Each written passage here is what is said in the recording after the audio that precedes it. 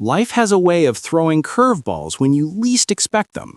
One moment you're cruising along, feeling good about where you're headed, and the next moment you're flat on your back, wondering how everything went sideways so fast. But here's what I've learned, and what science is now proving. Your mood doesn't have to dictate your life. There's something far more powerful at work here, something that can carry you through the darkest valleys and help you emerge stronger on the other side. Welcome to a journey that will fundamentally change how you approach life's inevitable challenges. This isn't about pretending everything is fine when it's clearly not.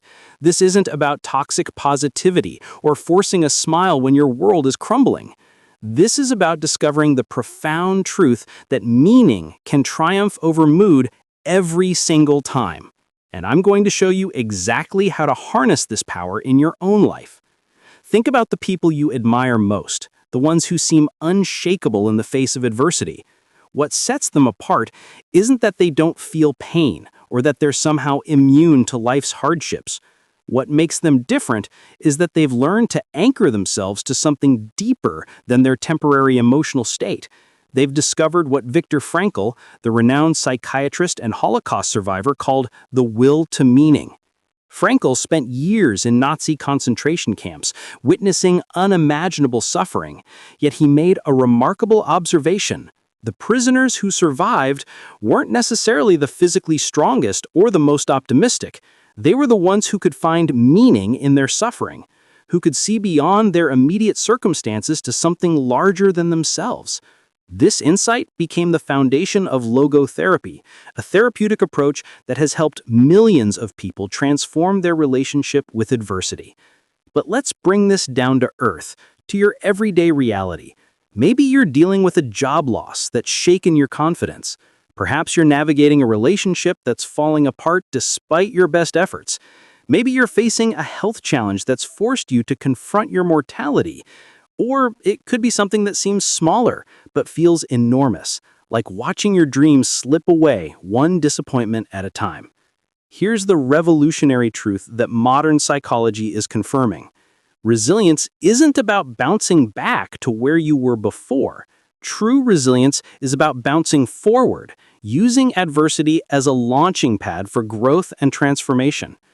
Research shows that people who develop what scientists call post-traumatic growth don't just recover from their challenges, they actually become stronger, wiser, and more fulfilled than they were before their struggles began.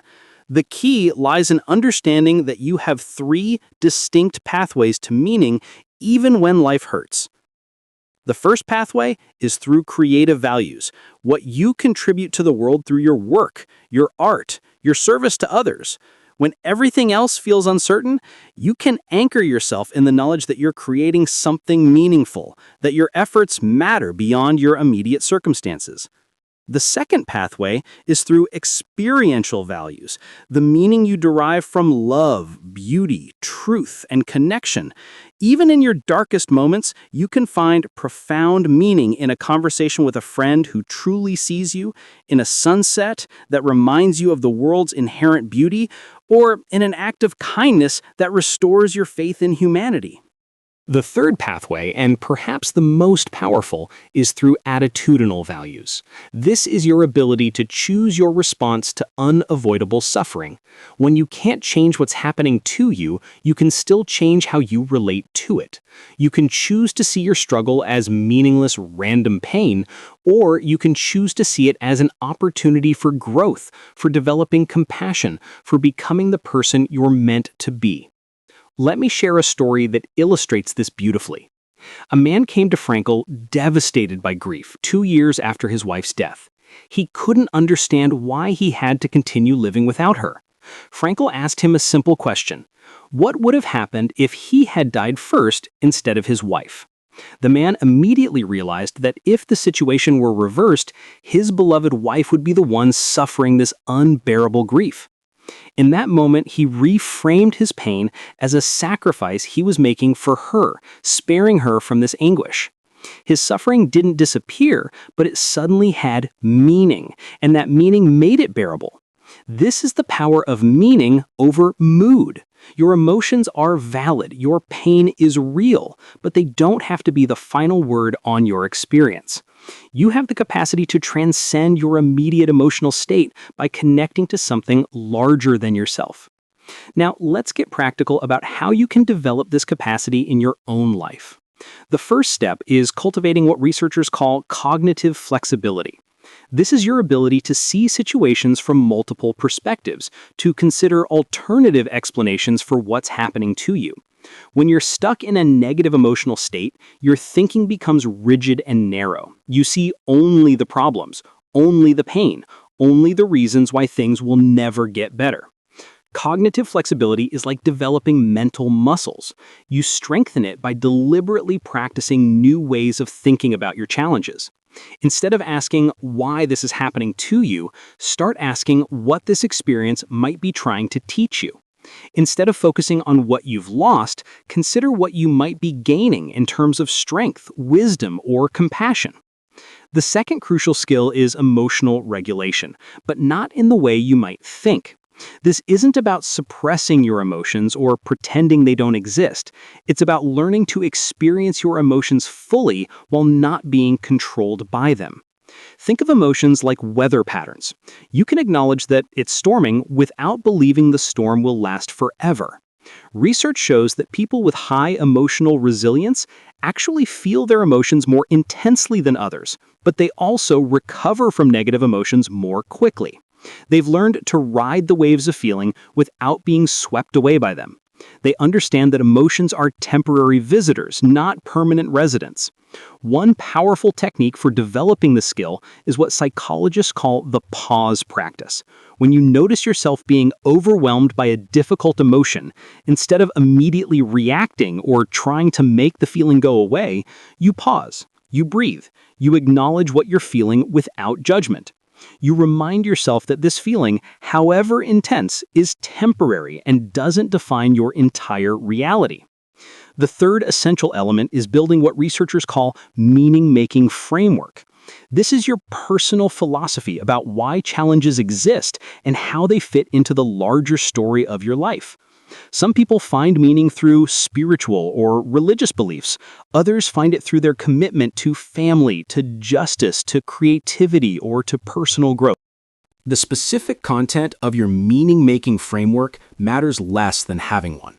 What's crucial is that you develop a coherent narrative about your life that can accommodate both joy and suffering, both success and failure.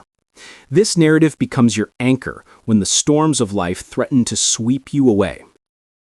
Here's something fascinating that research has revealed. People who have a strong sense of meaning in their lives actually experience physical changes in their bodies that make them more resilient to stress. Their cardiovascular systems recover more quickly from stressful events. Their immune systems function more effectively. Their brains show increased activity in regions associated with emotional regulation and decreased activity in areas linked to anxiety and depression. This isn't just psychological, it's physiological. When you align your life with meaning, rather than just chasing good moods, you're literally rewiring your brain and body for greater resilience. But let's address the elephant in the room.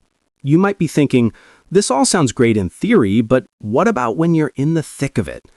What about when you're so overwhelmed by pain or fear or anger that you can barely function, let alone contemplate the meaning of your suffering?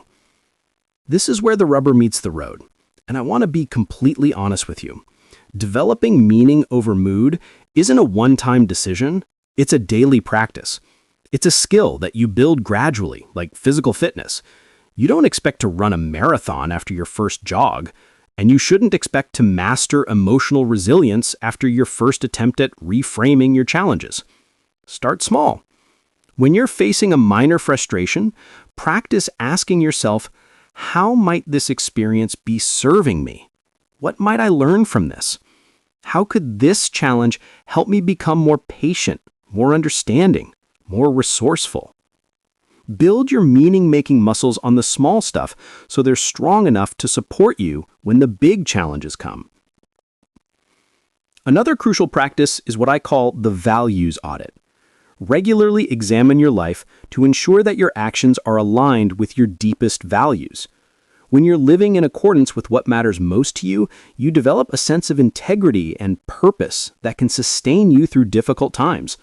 You're not just surviving, you're living meaningfully. This might mean making some tough choices. It might mean saying no to opportunities that look good on paper but don't align with your values. It might mean having difficult conversations or making changes that feel scary in the short term but serve your long-term sense of meaning and purpose. Let me share another powerful insight from the research on resilience. Scientists have discovered that people who thrive in the face of adversity share a common characteristic. They view challenges as opportunities for growth rather than threats to their well-being. This isn't naive optimism. It's what researchers call a growth mindset.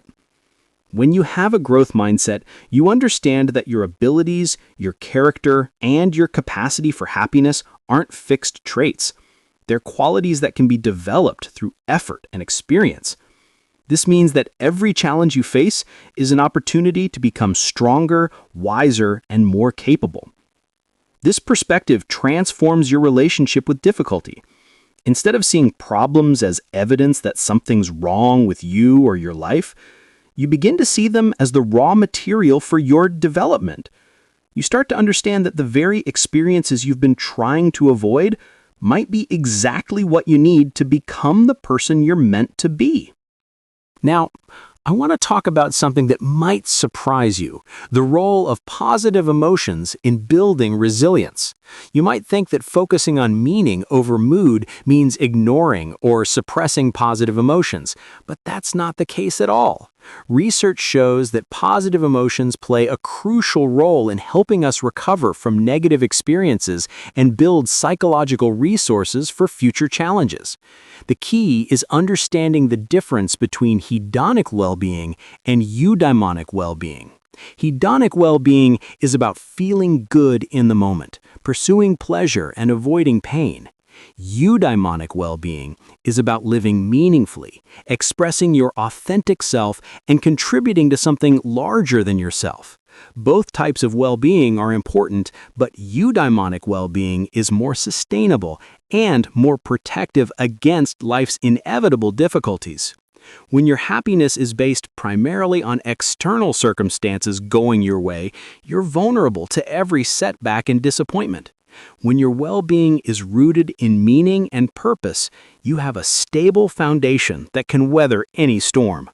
This doesn't mean you should ignore opportunities for joy and pleasure. It means you should cultivate positive emotions in service of your larger purpose rather than as ends in themselves. Celebrate your victories. Enjoy beautiful moments. Laugh with friends. But do so as part of a meaningful life, rather than as escapes from a meaningless one. Here's a practical exercise that can help you integrate this understanding into your daily life. At the end of each day, instead of just asking yourself whether you had a good day or a bad day, ask yourself whether you had a meaningful day. Did you act in accordance with your values? Did you contribute something positive to the world, even in a small way? Did you learn something new about yourself or others? Did you handle challenges with grace and wisdom? This simple shift in focus can gradually transform your entire approach to life. You'll start making decisions based on what's meaningful rather than what's merely pleasant. You'll develop the capacity to find satisfaction and purpose even in difficult circumstances.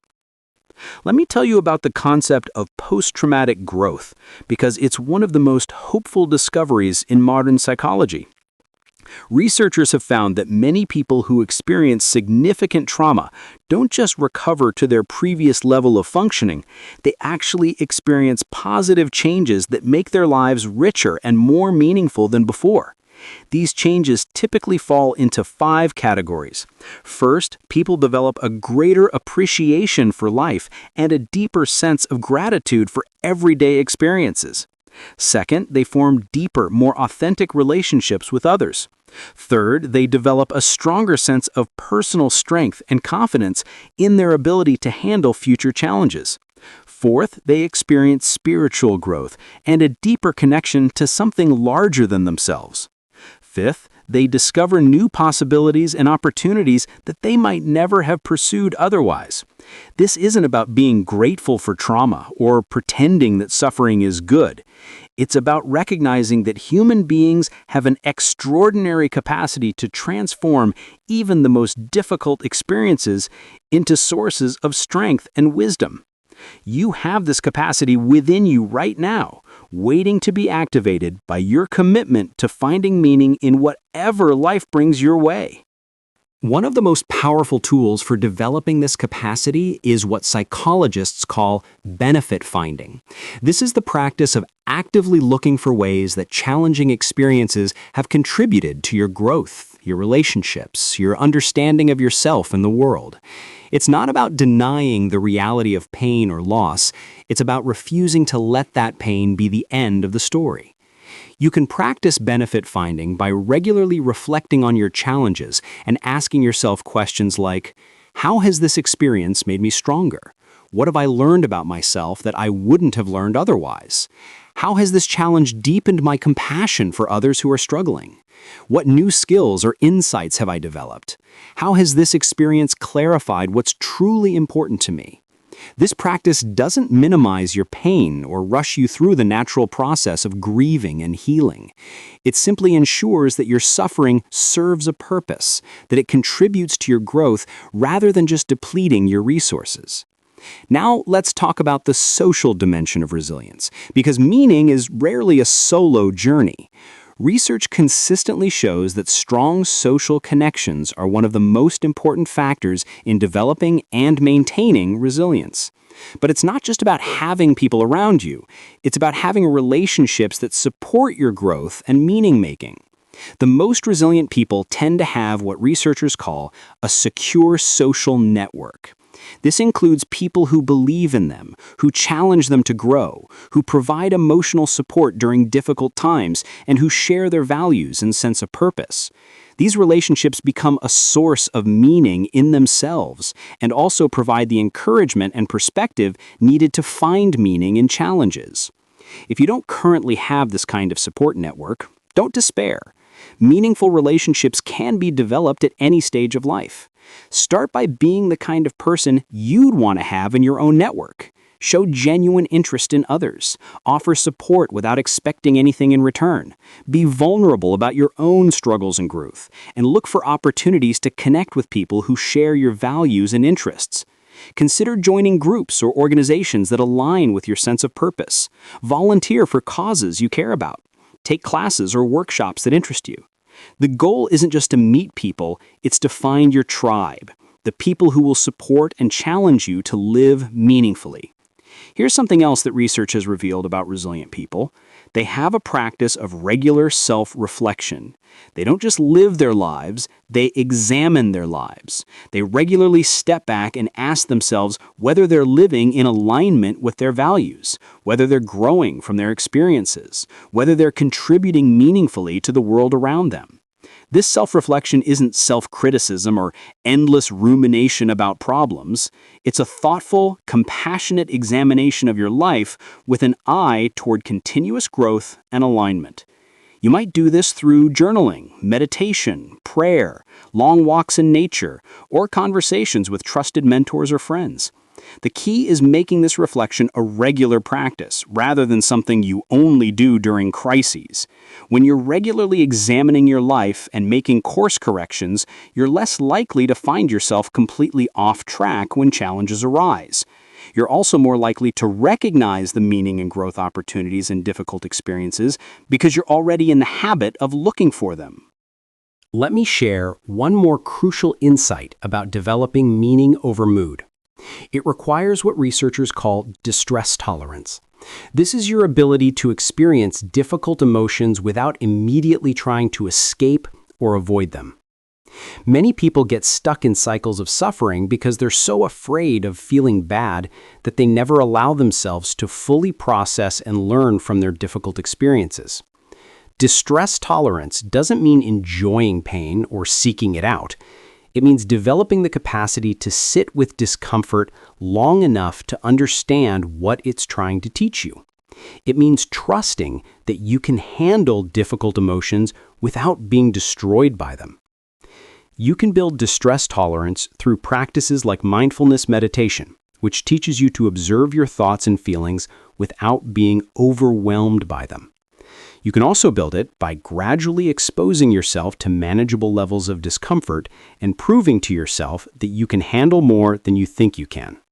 This might mean having a difficult conversation you've been avoiding, taking on a challenging project that stretches your abilities, or simply sitting with feelings of sadness or anxiety without immediately trying to distract yourself or make them go away. As we near the end of our journey together, I want to leave you with a powerful truth that can transform your entire approach to life's challenges. You are not a victim of your circumstances. You are the author of your response to them. Every single day, you have the opportunity to choose meaning over mood, purpose over pleasure, growth over comfort. This choice isn't always easy, and it's not a one-time decision. It's a daily practice, a moment-by-moment commitment to living meaningfully, regardless of how you happen to be feeling in any given moment. Some days, you'll nail it, finding profound purpose in the midst of difficulty. Other days, you'll struggle, feeling overwhelmed by your emotions and losing sight of the bigger picture. Both experiences are part of the journey. What matters is that you keep coming back to the practice. What matters is that you remember, even in your darkest moments, that your current emotional state is not your permanent reality. What matters is that you continue to believe in your capacity to find meaning, to grow, to contribute something valuable to the world, regardless of what life throws your way. The path of meaning over mood isn't about becoming invulnerable to pain or achieving some state of constant happiness. It's about developing the wisdom to know that you are larger than your circumstances, deeper than your emotions, and more resilient than you ever imagined. It's about discovering that the very experiences you thought would break you might actually be the ones that make you whole. Before we part ways, I want to remind you that this journey of transformation doesn't have to be walked alone. If you found value in what we've explored together today, I encourage you to subscribe to EchoVerse Audiobooks on YouTube. We're committed to bringing you more life-changing content that will support your growth and help you navigate life's challenges with wisdom and resilience. Subscribe to EchoVerse Audiobooks to get more such life-changing motivation videos that will continue to inspire and guide you on your path to living meaningfully. Your future self will thank you for making the choice to prioritize meaning over mood, and the world will be better because you chose to become the person you're meant to be. Remember, every ending is also a beginning. Your story of resilience and meaning starts now.